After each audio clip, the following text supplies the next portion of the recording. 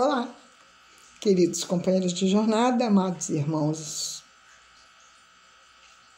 do meu coração. Vamos hoje, no nosso vídeo, falar sobre Allan Kardec e suas obras, o codificador da nossa doutrina espírita. Hippolyte Léon Denisard Rivail nasceu em Lyon, na França, no dia 3 de outubro de 1804. Desencarnado a 31 de março de 1869, em Paris, com pouco mais de 64 anos de idade. Quando da codificação da doutrina espírita, a fim de traçar uma linha divisória entre o seu trabalho no campo da pedagogia e objetivando emprestar um maior cunho de impessoabilidade à sua obra no campo do espiritismo, ele resolveu usar um pseudônimo, pois tendo a tarefa, o cunho de intervenção no mundo maior, era mistério, era princípio, era necessário que aparecesse com denominação diversa. E eis que, em uma das sessões de estudos, um espírito que se comunicava constantemente anunciou que a sua afinidade com Rivail vinha de uma longa data. Desde quando, em existências precedentes, viveram juntos na Gália, entre os druidas, tendo Rivail, então, o nome de Allan Kardec. Daí optar o eminente codificador do espiritismo por esse pseudônimo que o popularizou universalmente. Filho de pais católicos, Allan Kardec foi criado no protestantismo, mas não abraçou nenhuma dessas religiões, preferindo situar-se na posição de livre pensador e homem de análise. Pedagogo, homem de gabinete, estudioso das ciências aplicadas, possuía um grande poder de raciocínio e indispensável pensador por todas as causas atinentes ao bem coletivo. A sua paixão pelos métodos de ensino em consonância com a escola de Pestalozzi, de quem ele foi discípulo, granjeou-lhe logo brilhante renome na Europa, onde se tornou um conceituado como autoridade incontestável sobre problemas educacionais. Situado nessa posição, em face de uma vida intelectual absorvente, ele foi um homem de ponderação, de caráter ilibado e de saber profundo, despertado para o exame das manifestações que então se produziam através das mesas falantes ou das mesas girantes. Nesse tempo, em 1855, estava o mundo voltado na sua curiosidade para os inúmeros fatos psíquicos que se registravam por toda parte.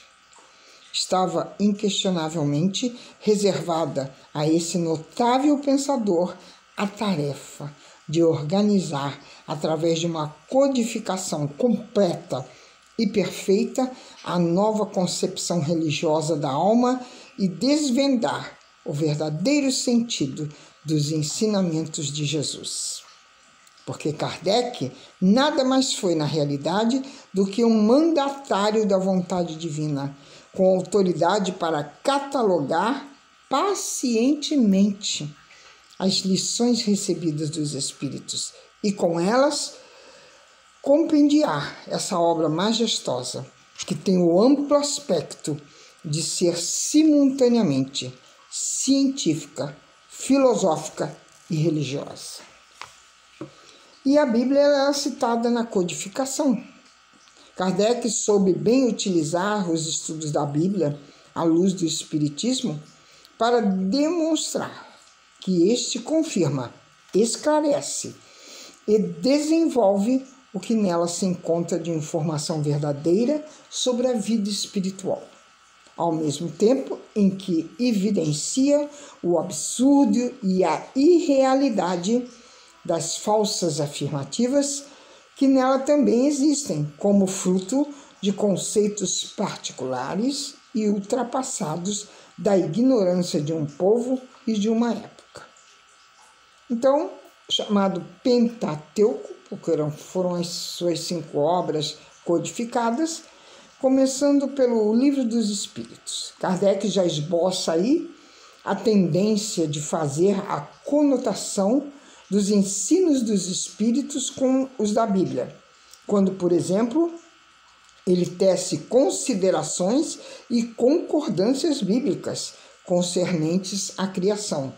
Está lá no final do capítulo 3, da primeira parte do Livro dos Espíritos, quando alude à expulsão de demônios, mencionada no Evangelho na pergunta 480 do Livro dos Espíritos, ou nas respostas dos Espíritos instrutores a exaltarem Jesus e sua missão divina de revelar aos homens as verdadeiras leis de Deus. Está lá na pergunta 625 e 627. Em O Livro dos Espíritos, dos Médiuns, a evocação dos espíritos, as aparições e as manifestações deles, a ação obsessiva que pode ser exercida sobre os encarnados, fatos incontradiços nas páginas da Bíblia, recebem de Kardec as luzes da doutrina espírita e são retirados dos campos do maravilhoso e do sobrenatural para a realidade da existência de 2 mundos, o espiritual e o corpóreo, a mutuamente as influenciarem. Na Gênese, a 3ª obra, os fenômenos tidos por milagres são explicados com lucidez e racionalidade por Kardec, como o efeito da ação dos espíritos sobre os fluidos, e as predições como resultado da capacidade dos espíritos se aperceberem das realidades transcendentes e delas deduzirem o encaminhamento de acontecimentos futuros. No Céu e Inferno, a 4ª obra, a situação dos espíritos no além-túmulo sai das embrionárias ideias cristãs de céu e inferno para uma melhor compreensão da justiça e misericórdia divina, pois os próprios desencarnados relatam através da mediunidade as condições felizes ou infelizes em que se encontraram no mundo espiritual, em virtude das ações praticadas na vida corpórea, ficando claro que não há condenação eterna e a recuperação dos faltosos se fará através das reencarnações, que os levarão ao progresso intelecto e moral. Temos obras póstumas, que ainda são apreciações de Kardec relacionadas à Bíblia, quando ele aborda o caráter e as consequências religiosas das manifestações dos espíritos, ou ao fazer o seu estudo sobre a natureza de Jesus Cristo. Escreveu também na Revista Espírita. Em todos os volumes é frequente Kardec colocar o exame de ideias e fatos da atualidade em comparação aos ensinos bíblicos esclarecidos pelo Espiritismo.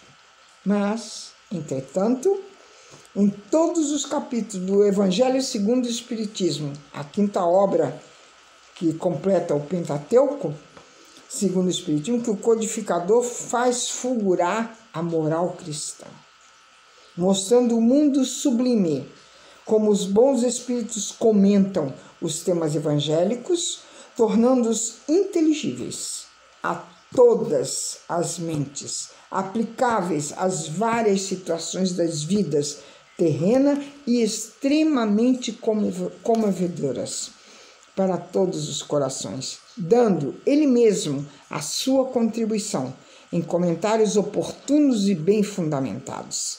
Nessa obra em que tantos têm aurido indizível consolo e alento para as suas almas. Então vemos aí que ele segue quando Kardec fala que os espíritos diziam: amai-vos e instruí-vos.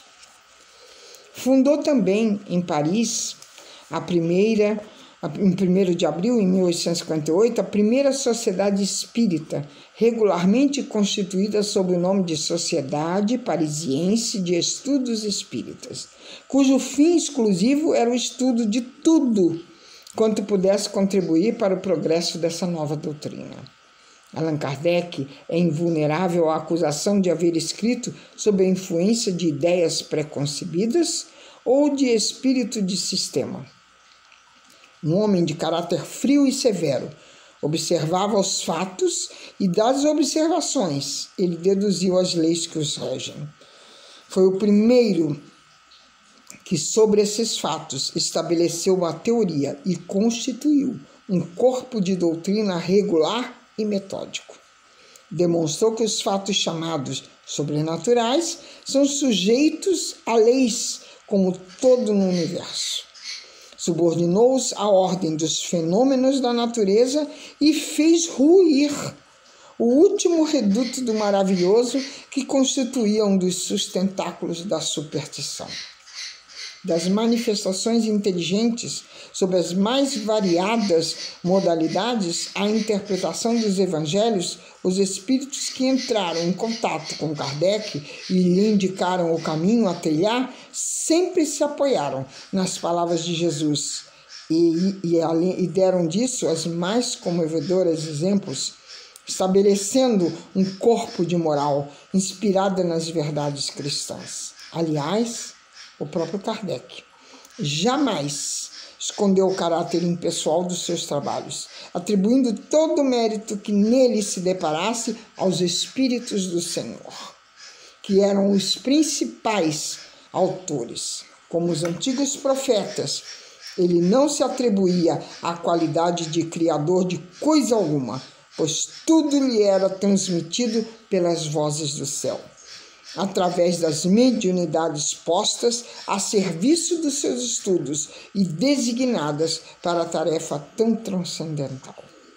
Já era marcante a personalidade de Kardec antes da codificação do Espiritismo.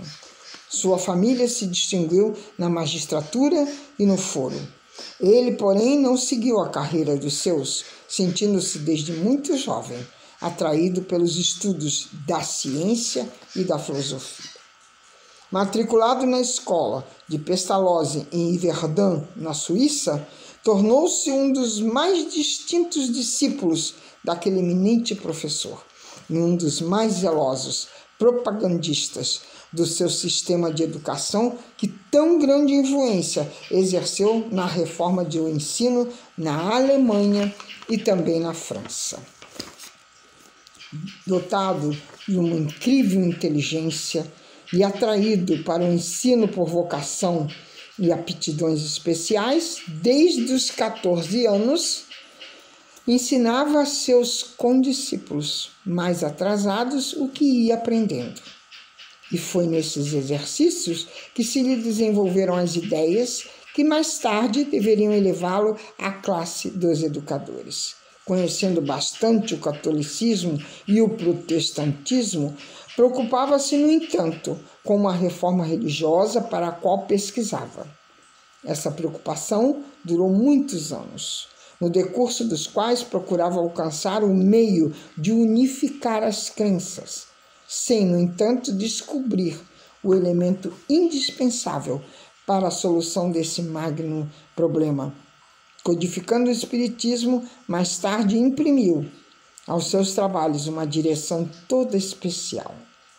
Concluídos os estudos, voltou para a França e, possuindo um profundo conhecimento da língua alemã, traduziu para esse idioma diferentes obras de educação e moral, entre os quais o que é característico, as de Fenelon, e as quais o haviam seduzido de uma forma acentuada.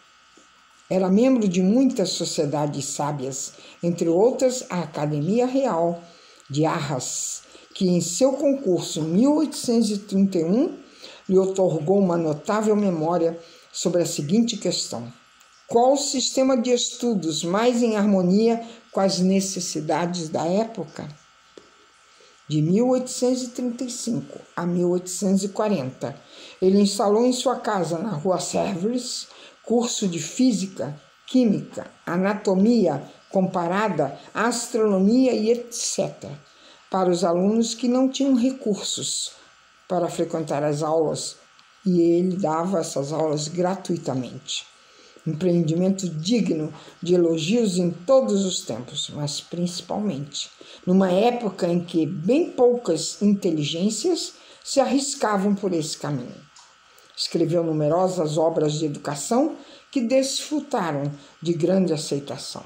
Portanto, antes que o Espiritismo lhe tivesse popularizado o pseudônimo de Allan Kardec, tinha ele, como se vê, sabido ilustrar-se por trabalhos de natureza muito diferentes e que tinham por fim esclarecer a massa popular e prendê-la ainda mais ao sentimento da família e ao amor da pátria.